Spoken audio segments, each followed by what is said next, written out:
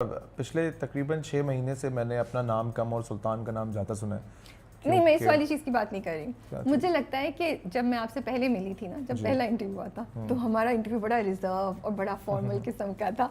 मुझे लगता है 2 साल में आप में चेंज आया है। आई सी अ मोर रिलैक्स्ड, मोर ओरिजिनल, मोर मुनीब भट्ट जो अपने आप को ओन कर रहे हैं and he is comfortable with who he is.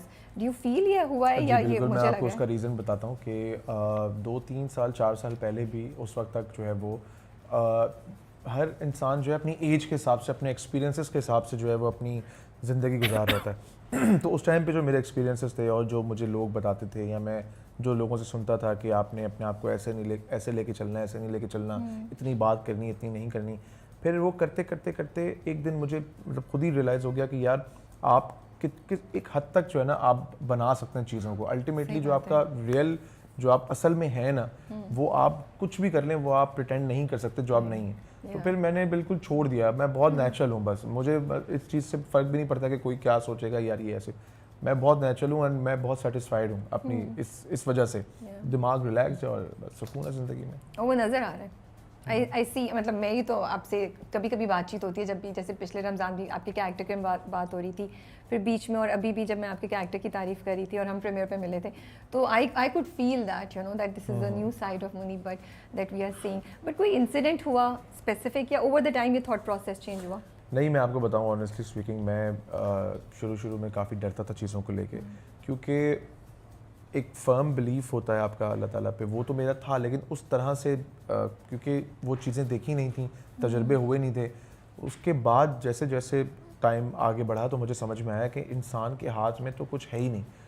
कामयाबी और नाकामी सारी चीज़ें तो अल्लाह ताला के हाथ में। तो हम क्यों इतना, हाँ हमारे हाथ में क्या है, कोशिश और मेहनत। अगर वो हम नेक नियति से कर रहे हैं तो उसके बाद कामयाबी का सोचना हमारा, मतलब हम सोच भी लेंगे तो वो हमारे हाथ में ही नहीं है ना, तो वो अल्लाह के हाथ में। तो फिर मैंने अपनी इस चीज़ों से अपनी जो टेंशन थी वो हटा ली, अपनी जो फोकस था वो अपने काम पे रखा। और मैंने यही अपना जो है वो एक समझें कि एक रूल बनाया लाइफ का कि यार आपने इस सोचना नहीं है, बहुत ज़्यादा ओवर थिंक नहीं करना, बस बी नेचुरल और जो काम है उसमें मेहनत और अपनी पूरी ईमानदारी से कोशिश करनी है। तो अल्लाह के साथ भी लगता है आपको कनेक्शन रिन्यू हो गया आपका? बिल्कुल, उसके बगैर तो काम ही नहीं बनता ना, वो तो है ज़रूरी है डेफिनेटली। अच्छा, बड़ा आप मुझे इंटरेस्टिंग बात बता रहे थे कैमरा ऑन से पहले कि you still go do your own groceries and सब कुछ वो करते हैं जी। इतनी में टाइम मिल जाता है आपको? नहीं, टाइम जैसे अभी ईद से पहले मैंने वो व्लॉग भी अपलोड किया था। ईद से पहले सॉरी ये रमज़ान स्टार्ट होने से पहले चांद रात को अच्छा यूजुअली तो घर की सारी मैनेजमेंट जो है वो मनी देख रही होती है, लेकिन कुछ चीज़ें ऐसी होती हैं जो जिसमें मेरी एक्सपर्टीज़ है, जैसे जो मीट है और जो चिकन है और वो किस तरह से लेना है, कौन कौन से पीसेस जो है वो किस किस सालन में इस्तेमाल होते हैं। अच्छा, मतलब ये मुझे बड़े, हाँ क्योंकि मुझे जाते कुकिंग का बहुत ज़्यादा शौक है। अच्छा, तो मुझे पता है कि अगर हमने कढ़ाई बनानी है तो उसमें गोश्त कहाँ, मतलब आपको तो कैसा हमारे होना साथ चाहिए। कुकिंग सेगमेंट करना चाहिए, हमें कुछ बना के। मैं बहुत अच्छी कुकिंग करता हूँ। सही है, हम बहुत शौक है मुझे टेक यू खाना अप ऑन बनाने दिस, हम एक करेंगे बहुत इंशाल्लाह। शौक है। ठीक है। तो अब मुझे पता होता है कि यार अच्छा अगर फलानी फलानी चीज़ बनानी है तो इसमें गोश्त कैसा चाहिए होगा इसको। तो वो सब चीज़ें मैं लेने के लिए गया था चांद रात से पहले, और फिर जब जा ही रहा था लेने के लिए तो साथ इतनी बड़ी लिस्ट पकड़ा दी। फ्रूट भी है, स्ट्रॉबेरी, ये पता नहीं क्या क्या इतनी सारी चीज़ें नहीं। यूजुअली होता है जैसे जैसे काम बढ़ता जाता है ना, तो आप इतने बिजी हो जाते हैं कि ये चीज़ आपको न्यूसेंस लगती है।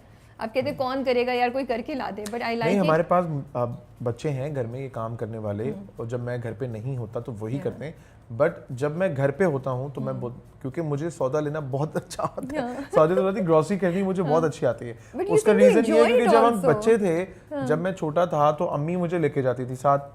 अब जब अम्मी के मैं साथ जाता था तो मैं अम्मी को देखता था। अच्छा, जो घर की जो हाउसवाइफ होती है ना, जो हमारी माएँ होती हैं, उनकी जो ये ग्रोसरी करने की जो एक्सपीरियंस होता है ना, और जो उनकी क्या कहते हैं आप उनको टैलेंट, एक हिडन टैलेंट होता है, ये हर आंटी में, माँ में, भाभी में, सब में होता है। तो उनके साथ जब मैं अपनी अम्मी के साथ घूम रहा था तो मैं देखता था कि अच्छा कैसे ले रही हैं, कैसे बार्गेन होती है, किस तरह होती है, तो वो फिर मज़ा भी आता है मुझे। तो किसी को बेटी को साथ लेके जाते हैं अभी अमल को? नहीं, अमल तो बहुत छोटी है। हम असल में डिफरेंट तरीके से पले हुए हैं, हमारे बच्चे बहुत डिफरेंट तरीके से पल रहे हैं। हम ज़रा देसी मॉल में पड़े हुए हैं, रफ एंड टफ।